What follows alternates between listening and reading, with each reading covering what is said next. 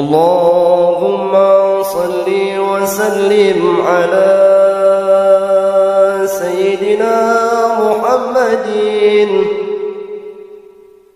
وعلى آل سيدنا محمد.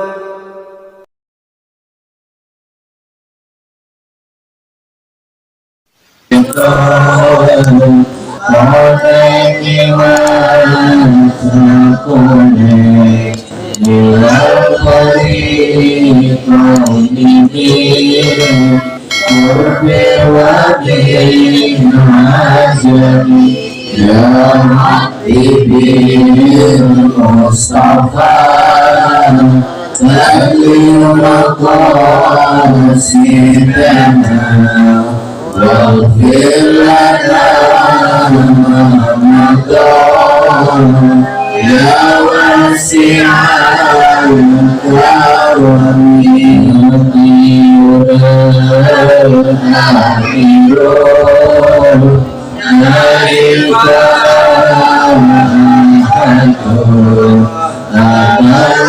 يا ربي بالمصطفى بلغ مقاصدنا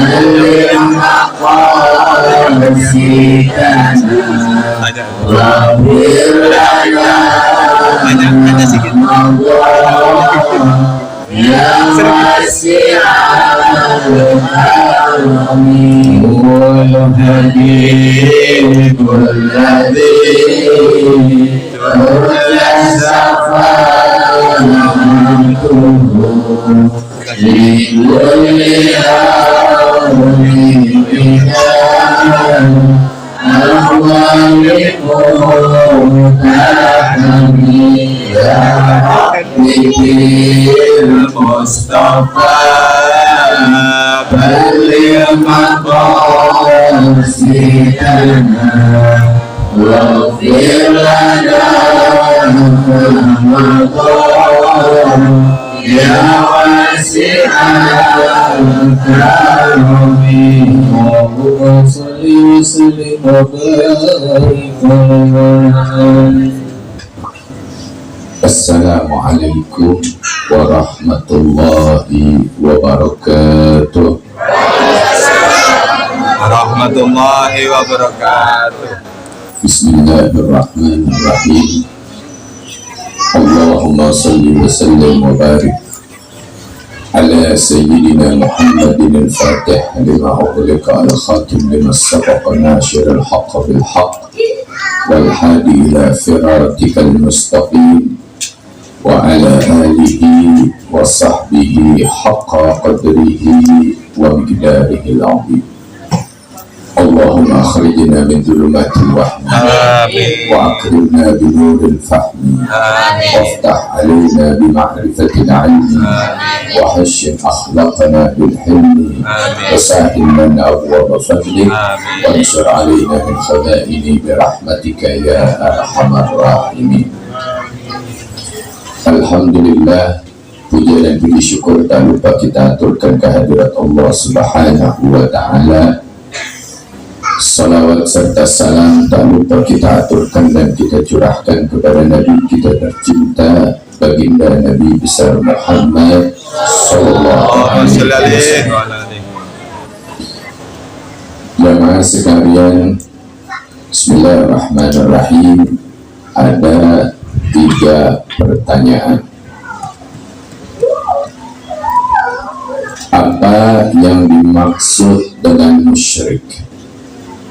Musyrik yaitu kita menduakan Allah, percaya kepada selain Allah Subhanahu wa ta'ala, apapun bentuknya, siapapun orangnya, apapun bendanya, ya, dan menyembah kepadanya.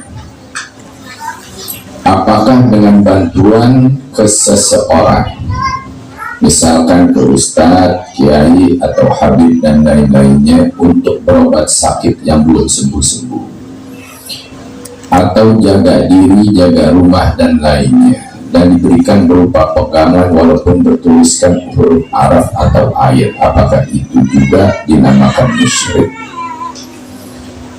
Kalau kita datang ke ustadz, kiai, habaib, kita datang ke dia, itu bukan kita percaya dengan dia, ya, tapi seorang ulama tersebut pasti mendoakan kita lewat Allah Subhanahu wa Ta'ala, ya. Kita datang, Ustaz, Anda beberapa hari meriang nggak sembuh-sembuh, mohon doakan. Didoain, yaitu kepada Allah Subhanahu wa Ta'ala, bukan kepada selain Allah Subhanahu wa Ta'ala, ya. Yang tidak boleh percaya kepada selain Allah. Kenapa nih Anda datang ke ustadz ini, kiai ini, habib ini? Karena dia ini kekasih Allah. Siapapun yang menjadi kekasih Allah Subhanahu wa Ta'ala, doanya lebih cepat diijabah, ya. Kalau kita ingin mudah ketemu sama presiden, pasti kita temui orang terdekat, cepat, ya. Wah, ini proposal, kalau kita kasih lewat dia kasih ke presiden, cepat ditandatangan, ya. Kalau dikasih dia, mungkin sampai presidennya turun nggak ditandatangani, betul nggak? Kan begitu, ya. Nah, jadi kalau kita datang ke ustadz, kiai, habaib, minta doa, yang dia dengan doanya, dengan hizibnya, dengan zikirnya kepada Allah Subhanahu wa Ta'ala, ya, kenapa? Karena dia adalah kekasih Allah Subhanahu wa Ta'ala, yang doanya, zikirnya cepat diijabah oleh Allah Subhanahu wa Ta'ala. Lalu yang kedua, bagaimana Habib buat tameng biar kita badan kebal, ya, dibacok deh, diapain, buat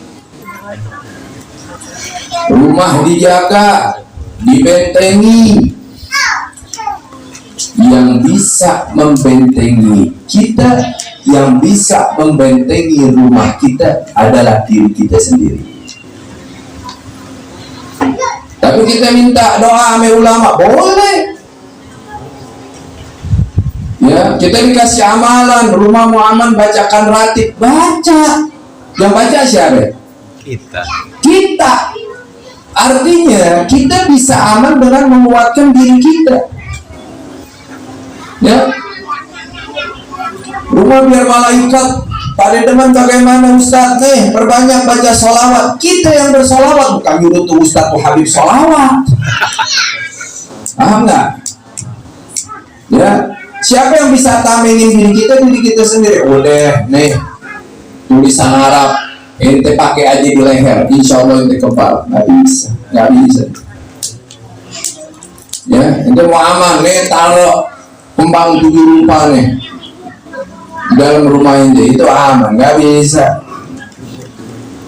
Yang bisa mengamankan diri kita, menyelamatkan diri kita adalah diri kita sendiri.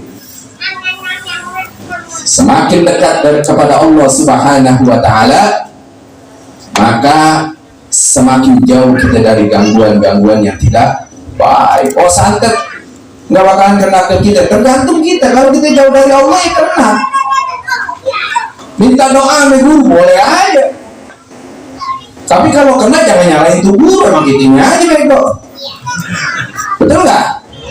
Begitu. Ah, tuh kurang sakti tuh, ah tuh kurang manjur. Bukan kitanya jauh dari Allah Subhanahu wa Ta'ala, dan lebih percaya dengan benda, dengan sesuatu yang dikasih. Ini kalau udah sering kesurupan sholat tuh, nggak usah nih, berapa hari nggak kesurupan lagi karena dia dikasih benda. Anda tanam, alhamdulillah 3 hari Anda nggak kesurupan, sekali kesurupan langsung mood gimana? Bahaya. Ya.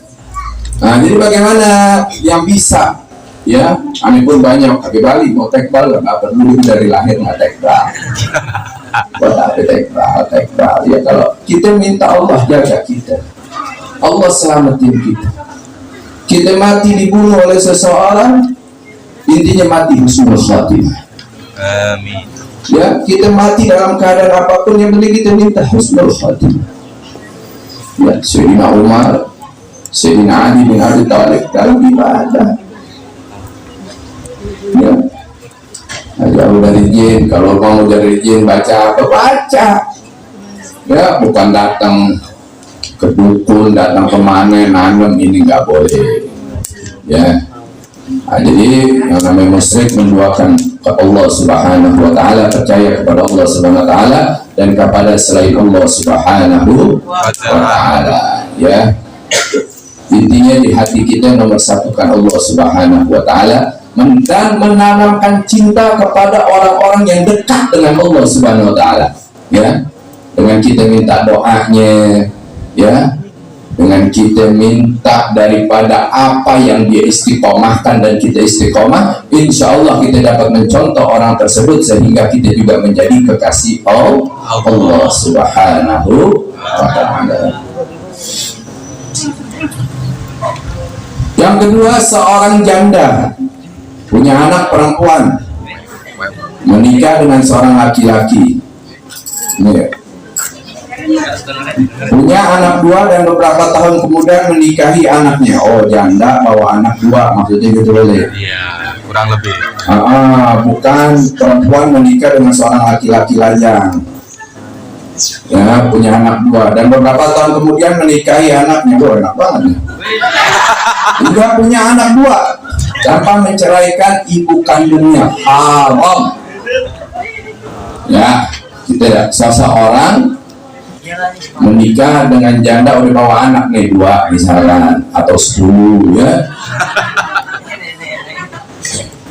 Nah, terus begitu besar anaknya dinikahi oleh bapaknya, iya bapak tiri, tanpa menceraikan atau belum diceraikan. Hanya itu tidak boleh ya. Sesuai dengan firman Allah Subhanahu wa taala di dalam surat An-Nisa. Allah Subhanahu wa taala berfirman, wa rabbayukumul lati fi hujurikum min nisaikum. Dan diharamkan bagi kalian menikahi anak-anak perempuan dari istrimu, artinya anak tiri yang ada dalam pemeliharaanmu. Ya udah pasti dia nikahin emaknya, masa dibuang anaknya? Mungkin nggak? Kagak, pasti pelihara. Dari istrimu yang telah kalian campuri, ya. Namun bila kalian belum mencampuri istri-istri itu, maka tak mengapa bagi kalian menikahi anak-anak tirinya. Belum mencampuri, mungkin saya terima nikahnya dan kawinnya fulana binti fulana dengan mas kawin sekian dibayar tunai, belum malam mati istrinya, nikahin anaknya, belum disentuh. Enggak, ibunya belum disentuh, ya, belum dicampuri. Tapi kalau sudah, nggak boleh turun ke anaknya, enakan tuh laki. Nah, jelas kan? Ya, tidak boleh. Nah, kalau belum dicampuri istrinya, yaitu ibunya dari anak yang telah dia bawa, ya itu tidak masalah.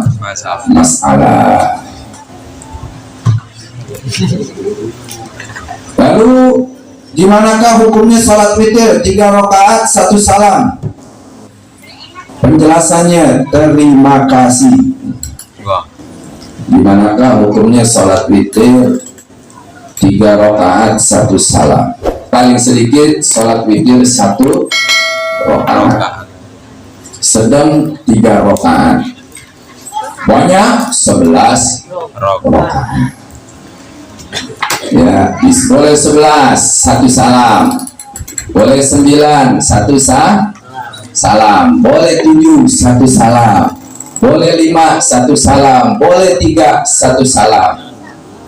Ya, paling sedikit 1. Lalu bagaimana cara sholat witir yang afdal? Yang afdal kita jangan sama seperti sholat yang lain. Contoh, ya, sama dengan sholat maghrib 2 rakaat tahiyat bangun dan tahiyat akhir. Ada tahiyatul awal, tahiyatul akhir, 1 salam, nggak boleh. Tapi yang paling afdal bagaimana? Yang paling afdal, Allah Subhanahu wa taala berfirman di dalam Al-Qur'an, "Was-sab'i wal witr." Demi yang genap dan yang ganjil. Ya, ada kita sholat witir 2 rakaat salam, bangun lagi ditutup dengan 1 rakaat.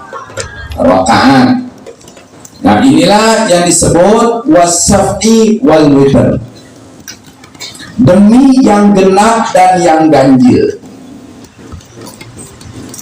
Nah, yang 2 disebut syafa', yang 1 witir. Sama, was-syaf'i wal witr. Al-Imam Abdullah bin Umar radhiyallahu ta'ala anhu mengatakan Nabi itu sholat 11 rakaat, 2 rakaat, 2 rakaat, 2 rakaat, 2 rakaat, dan 1 tahiyat, 1 rakaat salam. Dari 10, 1 jadi 11, 2 rakaat, 2 rakaat, 2 rakaat, 2 rakaat. Kita boleh gak sholat begitu? Boleh, kalau bisa ngitungnya. Saya nggak pusing sholat 11 rakaat. Bangun, sholat lagi, bangun, hitung 1 tahiyat, 1 salam, pusing aja, khusyuk ada, belum ngeri ya, tarawih ngeri-ngeringan, betul gak? Betul. Kita berusaha sholat seperti sholat Nabi Muhammad Sallallahu Alaihi Wasallam. Ya, jadi nggak usah ada yang langsung sholat witir 3 rakaat, 1 tahiyat, 1 salam, nggak masalah. Tapi yang afdal 2 rakaat, tahiyat, tasyahud, salam, bangun lagi 1 rakaat. Dari dalil wasyaf'i wal watri, ya, demi yang genap dan juga yang ganjil. Salat yang 2 rakaat disebut syafa', ditutup dengan 1 yaitu witir. Ya, ada yang 3 langsung nggak apa-apa, ada yang 5 nggak apa-apa, mau langsung 7 nggak apa-apa, asal kuat hitungnya, jangan sampai nggak khusyuk. Baru berapa rakaat nih, dulu, akhirnya suratnya nggak kebaca. Hitung dulu, khusyuknya hilang, HP-nya hilang, semuanya hilang, ya. Akhirnya ngurangin pahala. Tapi waktunya kapan sholat witir? Di waktu isya. Ya, nanti sholat isya dulu. Kalau belum sholat isya, main witir aja boleh? Enggak, sholat isya dulu. Panggil jamaah, main maghrib, artinya udah sholat isya belum deh? Udah. Masuk waktu isya, apa perlu sholat isya lagi? Nah, boleh langsung dia witir. Ya, nggak usah kita jadikan perdebatan, ya, di dalam sholat witir. Tapi yang afdal ini 2 rakaat. Kenapa dibilang afdal? Karena ada tahiyatnya 2 kali, tasyahudnya, salamnya. Inilah yang dikatakan yang lebih afdal dari para ulama-ulama kita. Ya, mudah-mudahan ini jadi manfaat buat kita. Tapi yang langsung 3, langsung 5, langsung 11 nggak jadi masalah juga, ya. Itu hak, tapi kita mencari yang lebih afdal di sisi Allah dan Nabi Muhammad SAW. Intinya semuanya diterima sama Allah Subhanahu wa Ta'ala, tapi yang lebih daripada keafdalan itulah yang kita inginkan. Nah, terakhir ini bulan Syaban, ya, syahrul Syaban, syahrul salat ala Nabi. Bulan Syaban, bulan di mana kita diperintahkan memperbanyak salawat kepada Nabi Muhammad. Kenapa? Karena di bulan ini turunnya satu firman Allah, Innallaha wa malaikatahu yusalluna 'alan nabi ya ayyuhalladzina amanu sallu 'alaihi wa sallimu taslima. Ini luar biasa Pak Bu ya. Kenapa? Tatkala Allah Subhanahu wa Ta'ala perintahkan kita puasa Ramadan, Allah Subhanahu wa Ta'ala langsung memberi perintah kepada kita. Langsung, ya ayyuhalladzina amanu kutiba alaikumusiyam. Hai orang-orang yang beriman, diwajibkan atas kalian semua berpuasa. Begitu juga Allah Subhanahu wa Ta'ala tatkala memerintahkan kita salat dan juga membayar zakat. Langsung Allah perintahkan kita mendirikan salat dan membayar zakat. Begitu juga haji. Tapi salawat beda. Enggak, Allah Subhanahu wa Ta'ala langsung perintahkan. Enggak. Sebelum Allah Subhanahu wa Ta'ala perintahkan kepada kita untuk bersalawat, mukhbiran, Allah Subhanahu wa Ta'ala beri khabar terlebih dahulu. Kita dikabarin dulu nih, dikasih kabar. Kabarnya apa? Innallaha wa malaikatahu yusalluna 'alan nabi. Itu khabarnya. Khabarnya, innallaha wa malaikatahu, bahwasanya aku Allah Subhanahu wa Ta'ala beserta seluruh malaikat-malaikatku yusalluna 'alan nabi, bersalawat kepada Nabi Muhammad. Itu kabar enggak buat kita? Kabar. Allah kabarkan sama kita bahwasanya Allah Subhanahu wa Ta'ala dan para malaikatnya bersalawat kepada Nabi Muhammad. Setelah Allah Subhanahu wa Ta'ala memberikan kabar, baru Allah Subhanahu wa Ta'ala memberi perintah, ya ayyuhalladzina amanu sallu alaihi wa sallimu taslima. Hai orang-orang yang beriman, bersolawatlah kalian kepada baginda Nabi Muhammad. Ya, mukhbiran wa amiran. Allah Subhanahu wa Ta'ala berikan khabar. Setelah itu Allah Subhanahu wa Ta'ala memberikan perintah. Ini ayat turun di bulan Syaban. Dengan itu jangan kita lupa ini bulan Syaban. Ya. Dikatakan man qama bi hurmatin rajabin wafaqahu Allah lil qiyami bi hurmati Sya'ban. Man qama bi hurmati Sya'ban wafaqahu Allah lil qiyami bi hurmati Ramadan. Siapa yang menghormati, mengagungkan, mentakzimkan daripada bulan Rajab, wafaqahu Allah lil qiyami bi hurmati Sya'ban. Kalau dia mempunyai hormat kepada bulan Rajab, dia agungkan bulan Rajab, dia muliakan bulan Rajab, wafaqahullah, Allah Subhanahu wa Ta'ala akan memberikan pertolongan kepada orang tersebut sehingga orang tersebut dapat menghormati bulan Sya'ban. Ya, tapi kalau kita nggak ada hormat sama bulan Rajab, nggak agungin bulan Rajab, nggak memuliakan bulan Rajab, jangan harap kita mendapatkan pertolongan dari Allah Subhanahu wa Ta'ala sehingga kita dapat hormat dengan bulan Sya'ban. Man qama bi hurmati Sya'ban wafaqahu Allah lil qiyami bi hurmati Ramadan. Dan siapa yang hormat kepada bulan Sya'ban, dia menghormati bulan Sya'ban, diagungkan bulan Sya'ban, dia muliakan bulan Sya'ban, wafaqahullahu lil qiyami bi hurmati Ramadan.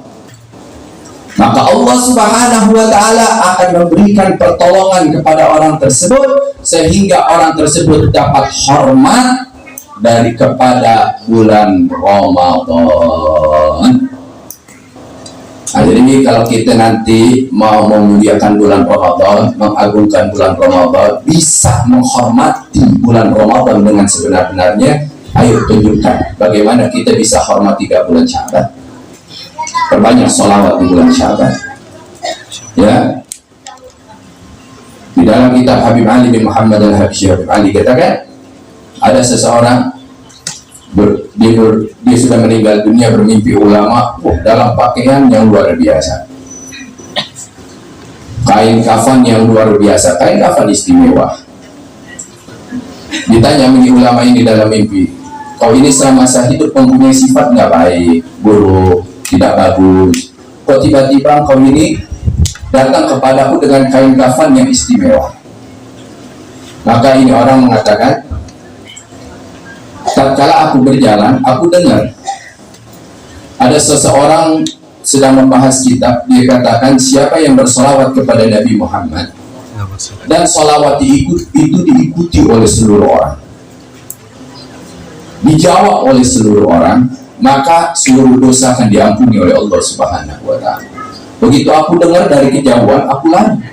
Begitu aku lari, aku dekat dengan itu perkumpulan, aku loncat setinggi-tingginya dan aku katakan, sallu ala Nabi Muhammad. Maka dijawab oleh seluruh jamaah yang ada, Allahumma shalli wa sallim wa barik alaih, dan aku jatuh meninggal dunia. Disitulah dosaku diampuni oleh Allah Subhanahu wa Ta'ala. Subhanallah.